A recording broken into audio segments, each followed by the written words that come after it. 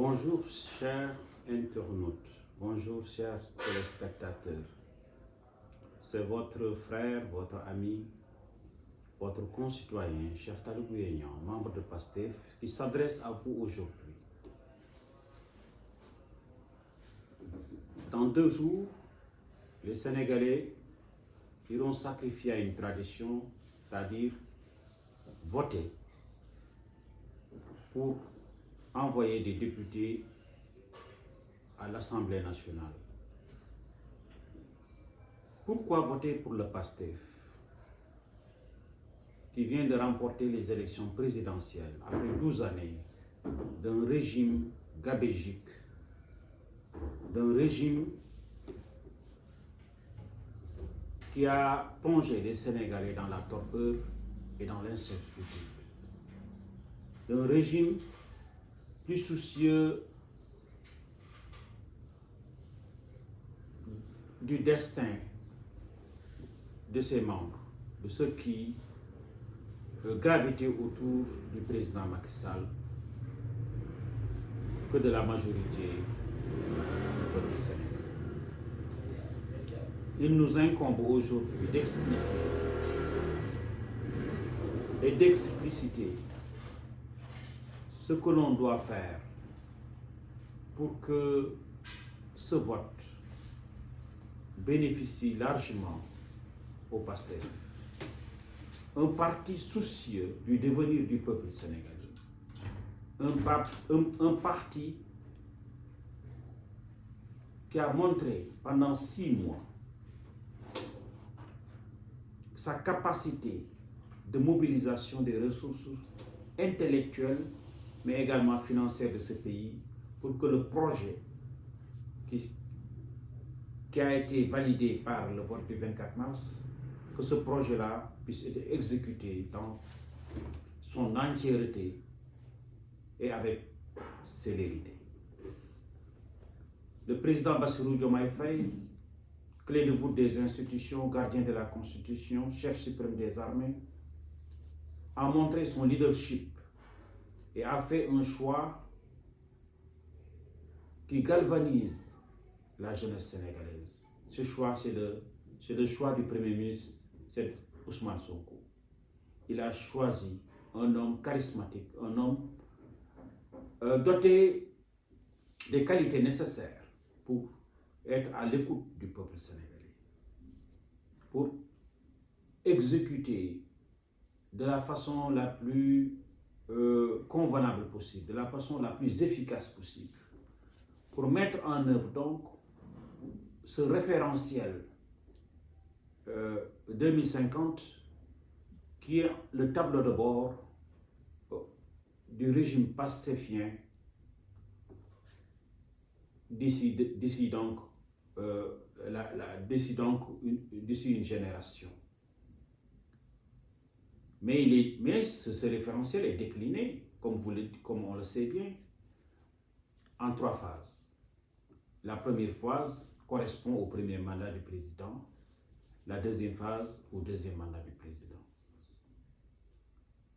La première phase, d'ailleurs, verra des changements majeurs dans la façon de gouverner ce pays, mais également dans la prise en charge des besoins réels des populations, ce qu'on appelle communément la demande sociale.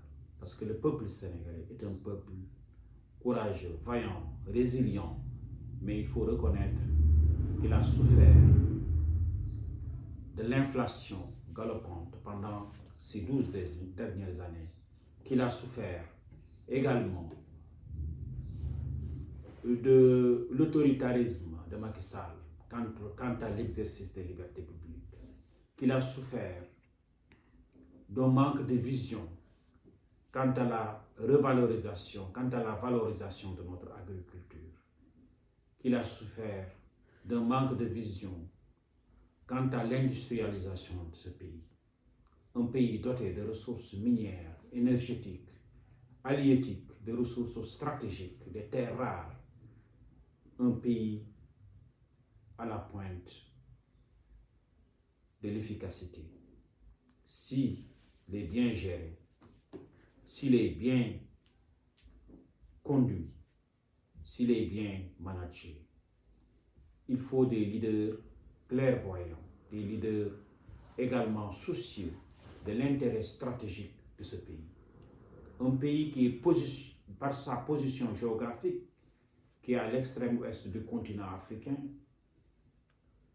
face à l'Atlantique, face aux Amériques, ce pays-là peut sortir de sa situation de pauvreté, d'analphabétisme, de manque d'éducation.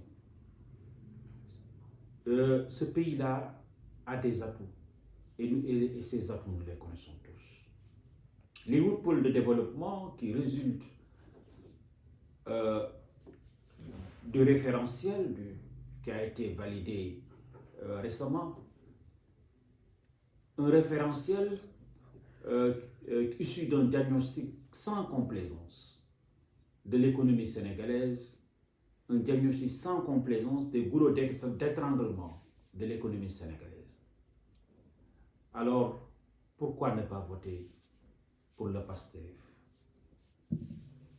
Il n'y a aucune raison qui peut motiver le vote pour une opposition en perte de repère. Une opposition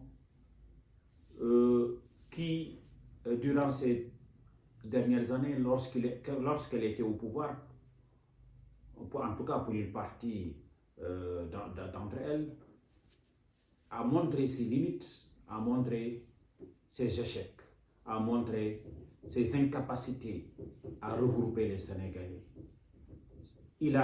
C'est une opposition même qui n'eût été le génie du peuple sénégalais, n'eût été sa baraka, aurait pu nous mener droit vers une fracture sociale, une fracture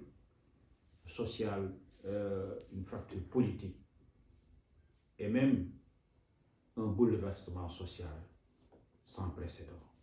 Alors, nous avons foi en l'avenir avec le PASTEF.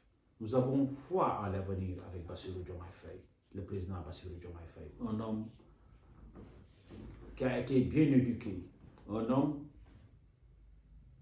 qui a fait ses humanités dans le département de Mbour, un homme, un énarque émérite, un homme aussi qui a gravi des échelons dans l'administration. Son parcours est un parcours clair et net. C'est un parcours qui ne souffre d'aucune ambiguïté et d'aucune contestation. C'est un parcours aussi qui a le mérite d'avoir été,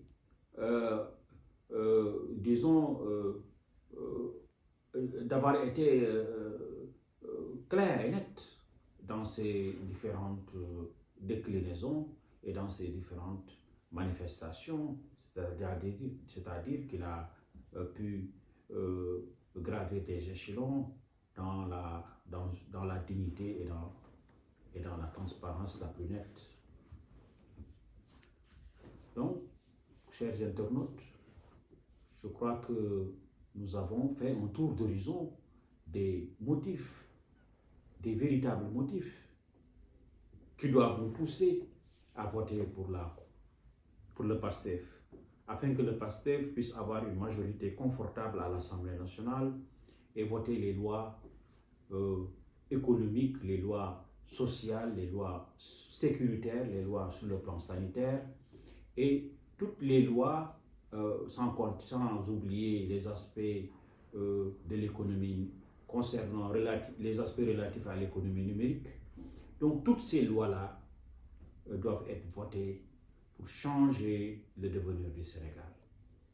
Et pour que ces lois-là puissent être votées, parce que ce sont les lois qui constituent les orientations stratégiques d'un pays. Un pays ne peut pas s'orienter stratégiquement sans que ces lois soient changées et que de nouvelles lois également puissent être votées. Parce qu'il y a des lois qui existent actuellement qui sont complètement obsolètes, qui ne sont pas en adéquation avec les exigences d'un monde moderne, qui ne sont pas en adéquation tout simplement avec le référentiel qui qui est en ligne de mire et qui est dans sa projection et dans ses différentes projections.